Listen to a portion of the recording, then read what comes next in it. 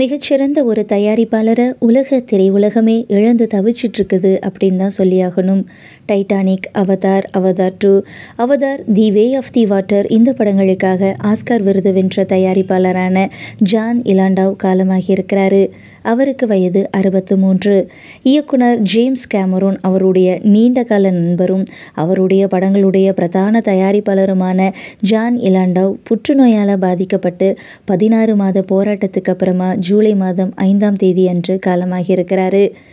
John இலாண்டாவ் James கேமரோட இணைஞ்சு தயாரித்த படங்கள் ஒவ்வொன்றும் $2 பில்லியன் மேலே வசூல் சாதனை பண்ணியிருக்குது.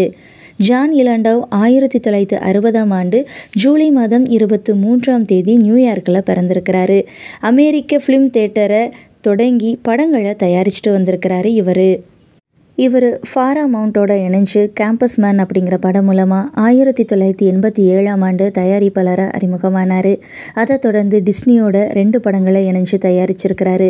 அவர் கடைசியாக அவதார் படத்தோட அடுத்த பாகங்களை தயாரிக்கிறதுல தான் ரொம்ப மும்முரமாக இருந்தார். அவருக்கு ஜூலி அப்படிங்கிற மனைவியும் ஜேமி ஜோடி அப்படிங்கிற ஒரு மகனும் மகளும் இருக்கிறாங்க. இவருடைய இறப்பு குறித்து அவதார் பட இயக்குனர் ஜேம்ஸ் கேமரூன் என்ன சொல்லியிருக்கிறாரு அப்படின்னா, அவதார் குடும்பம் எங்கள் நண்பரும் தலைவருமான ஜான் இலாண்டாவோட இழப்பால் வருந்துகிறது.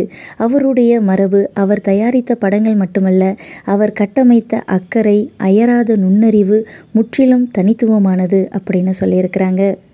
தயாரிப்பாளர் ஜான் இலாண்டாவ் இறப்பிற்கு உலக திரை பிரபலங்களும் ரசிகர்களும் ஆழ்ந்த இரங்கலை தெரிவிச்சிட்டு வராங்க. நாமளும் நம்ம சேனல் சார்பாக அவருடைய இறப்புக்கு ஆழ்ந்த இரங்கலை தெரிவிச்சுக்கலாம்.